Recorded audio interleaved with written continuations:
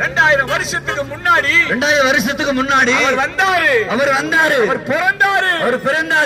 பிறந்தாரு. எதற்காக? கவலையை மாற்ற. கண்ணீரை மாற்ற. கருமையானவர்களே, நீங்க எவ்வளவுதான் போராடி உங்க வாழ்க்கை நல்லா இருக்கணும்னு பார்த்தா கூட நிம்மதியான வாழ்க்கை வேணும். சந்தோஷமான வாழ்க்கை வேணும். வாழ்க்கை யார் தருவார்னு கேட்டா இயேசு தருவாரு. ஆண்டவர் இயேசு.